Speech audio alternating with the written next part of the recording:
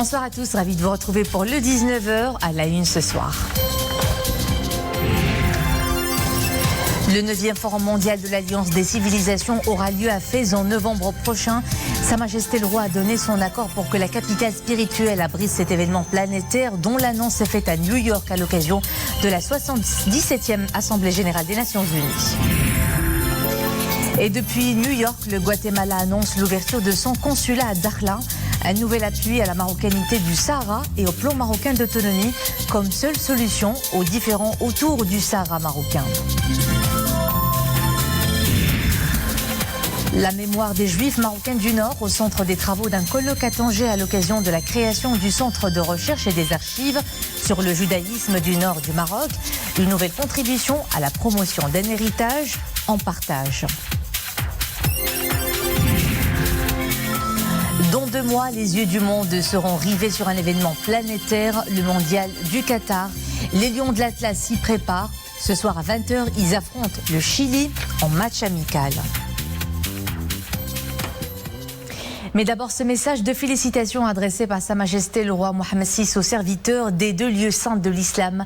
Le roi Salman ibn Abdelaziz Al Saoud, souverain d'Arabie Saoudite, à l'occasion de la fête nationale de son pays. Dans ce message, le souverain se félicite des relations de fraternité distinguées unissant les 2 royaumes, réaffirmant sa détermination à continuer à œuvrer de concert avec le roi d'Arabie Saoudite pour les renforcer et les enrichir dans différents domaines et à tous les niveaux.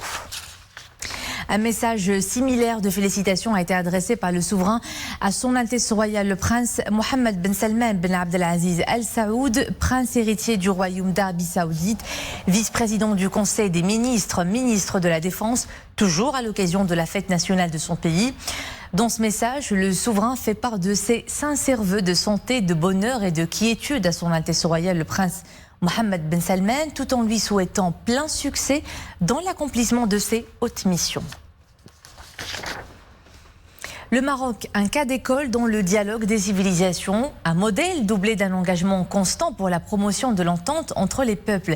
C'est à partir de ce constat que Sa Majesté le Roi a donné son accord pour que le Maroc abrite le 9e Forum mondial de l'Alliance des civilisations. L'événement prendra place à Fès, tout un symbole.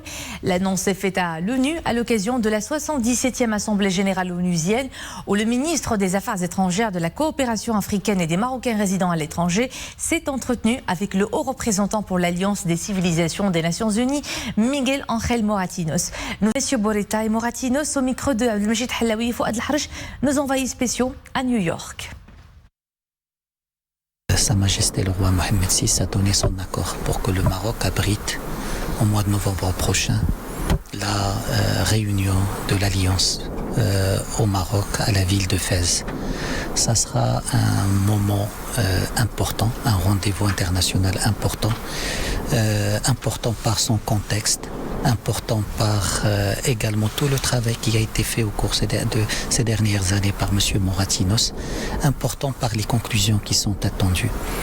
Nous allons accélérer le travail préparatoire conformément aux instructions royales, en coordination avec les Nations Unies, pour que ce soit un rendez-vous réussi, pour que ça apporte une valeur ajoutée attendue par le secrétaire général des Nations Unies et par la communauté internationale. Vous avez, M. Moratinos, tout l'engagement du Royaume sur instruction de Sa Majesté le Roi pour que ce rendez-vous soit vraiment un succès. Une occasion que, aussi bien pour le Maroc que pour les Nations Unies, pour le monde et la communauté internationale est très importante.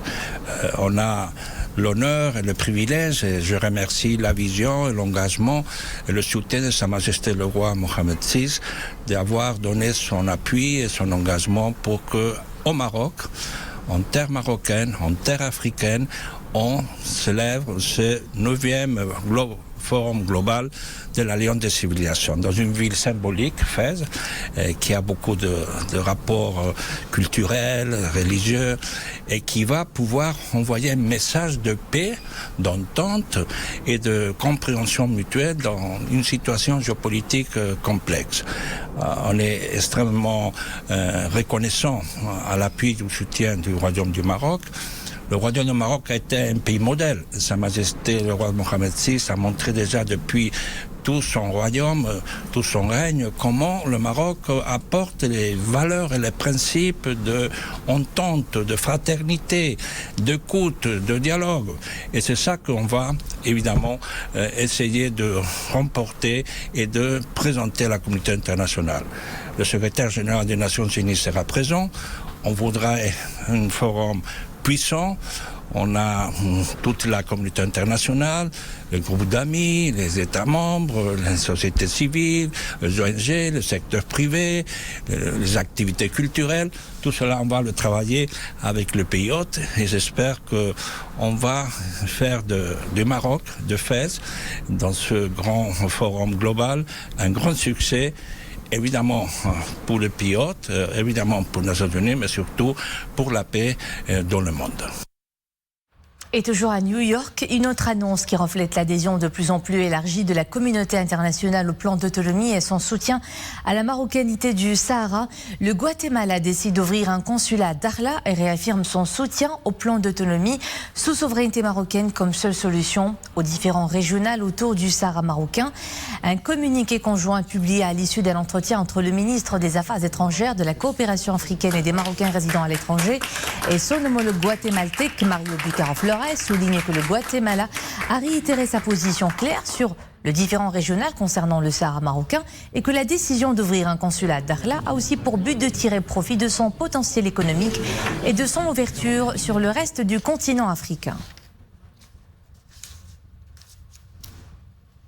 Et pour sa part, le Soudan du Sud a déjugé la propagande véhiculée par l'Algérie et son pantin polysahrien et rétabli la vérité sur sa position concernant la question du Sahara marocain. La République du Soudan du Sud reconnaît uniquement les États qui sont membres des Nations Unies, indique le ministre sud-soudanais des Affaires étrangères et de la coopération internationale, Maïk Aïdeng, dans une lettre officielle adressée au ministre des Affaires étrangères, de la coopération africaine et des Marocains résidant à l'étranger, Nasser Bourita, et distribuée à New York. Je cite un extrait de cette lettre. Le Soudan du Sud, sous le leadership de son Excellence, le président Salva Kiir Mayardit, salue Sa Majesté le roi Mohamed VI et réaffirme sa détermination à renforcer davantage les relations entre les deux pays de manière à réaliser les intérêts de nos pays et peuples amis. Fin de citation. L'histoire des Juifs du nord du Maroc à l'honneur lors d'une rencontre internationale à Tanger à l'occasion de la création du Centre de recherche et des archives sur le judaïsme du nord du Maroc. La rencontre se tient quelques jours seulement après l'inauguration de la synagogue Assayag et l'ouverture de l'espace muséal Beit Yaouda dans la médina de Tanger. Mohamed Aït El-Chguer avec Saïd Najah. Tanger braque les projecteurs sur la mémoire et l'histoire particulièrement riche des Juifs dans le nord du royaume. Et pour relier l'histoire au présent, cette rencontre internationale se focalise sur les futures missions du Centre de recherche et des archives sur le judaïsme du nord du Maroc.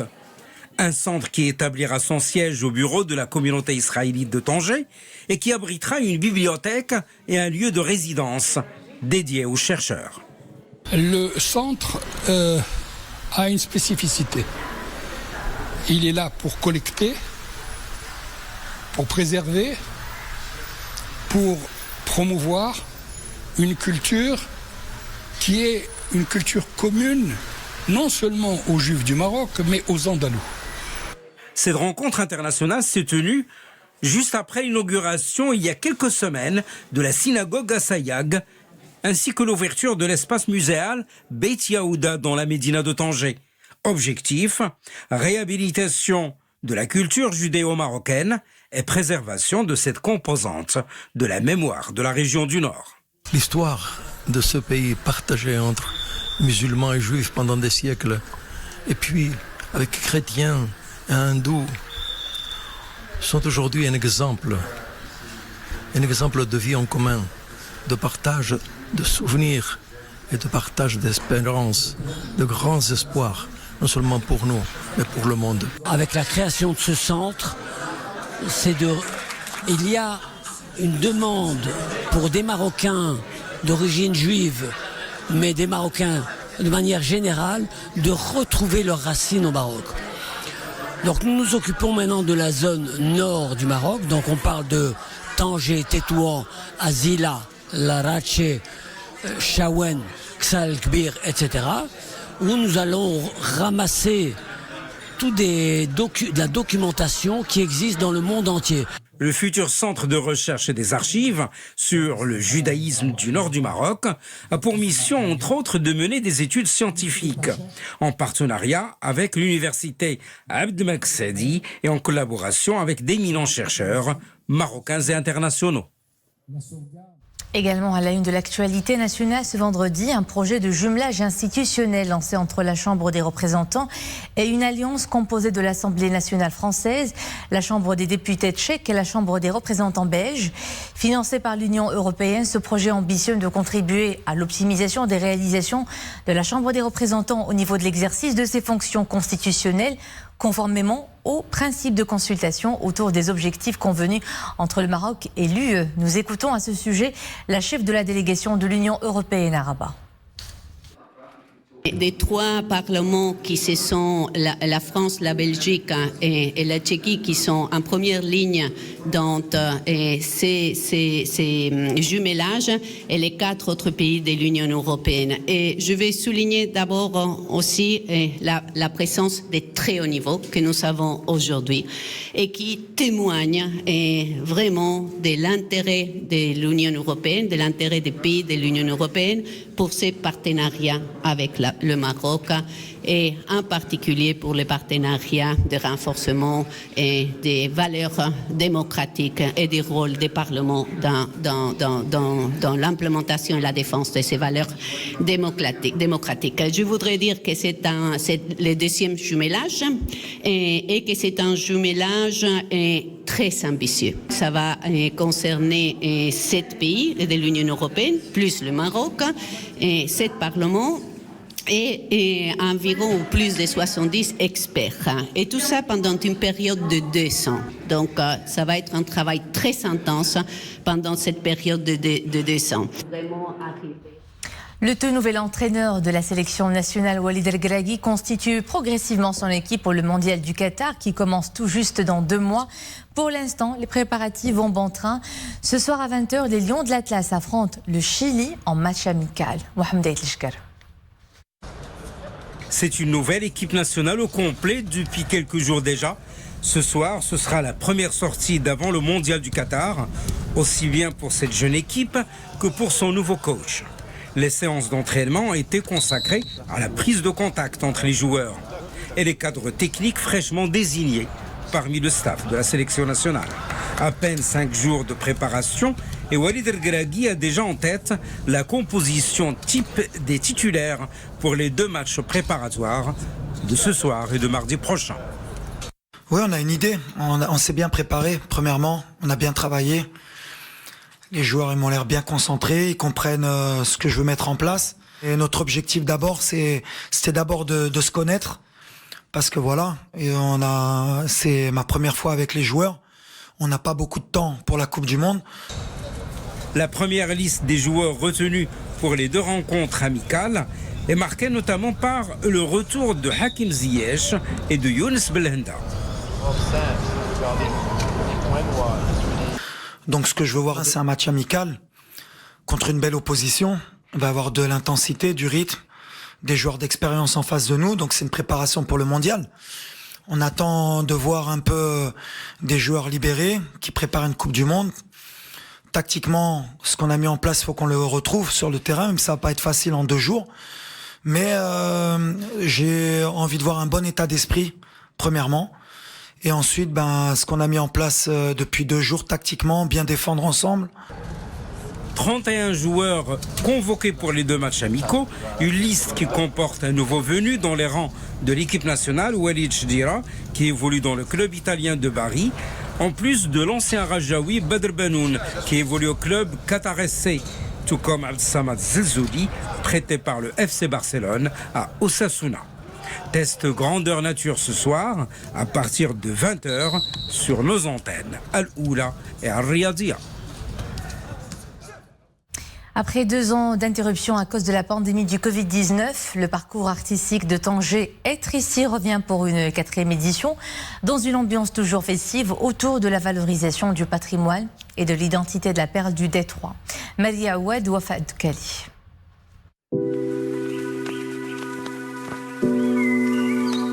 Interagir avec le corps comme un don de soi.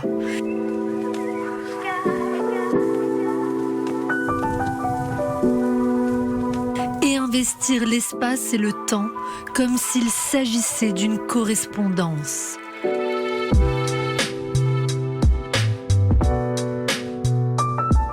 Mettre en lumière Tanger comme une scène de théâtre à ciel ouvert et réinventer les lieux à la recherche de l'insolite moment.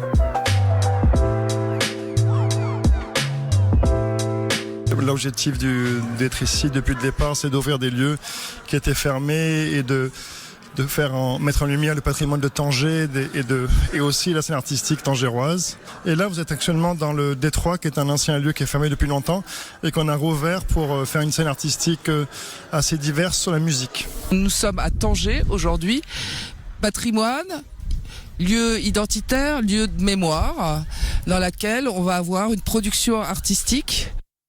Partout dans la ville, au milieu des recoins, il n'est pas rare d'observer d'immenses peintures et structures, comme une volonté de figer l'espace pour le raconter à sa manière. L'objectif de ce voyage est de faire sortir les œuvres des galeries et des musées afin de rendre l'art accessible à tous. Du public. Sculpteurs, photographes, slameurs et vidéastes, tous donnent à voir un ressenti du monde pour mettre un peu d'essence dans l'essence des visiteurs. Sur cette plante, par exemple, j'ai installé une structure électronique pour essayer de capter sa respiration ou du moins son mouvement organique. Être ici, c'est cette expérience unique de partage de soi, au service de l'autre, mais aussi au service du patrimoine.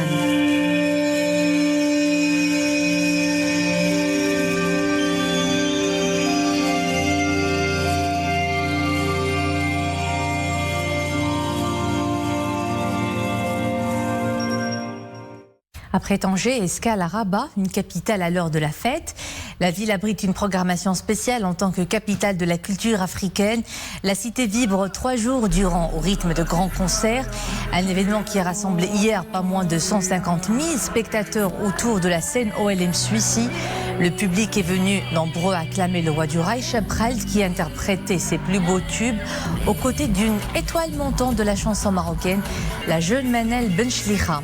La clôture se fera demain en apothéose avec la diva Samira Saïd.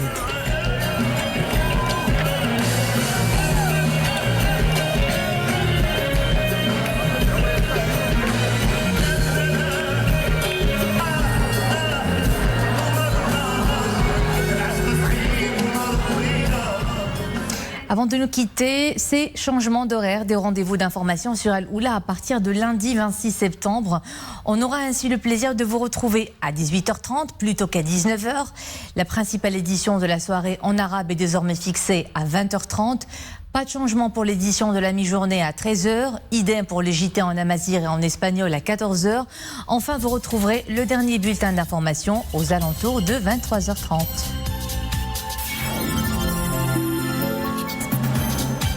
Voilà donc pour l'essentiel de l'actualité de ce vendredi. Je vous souhaite une bonne soirée à tous. À demain.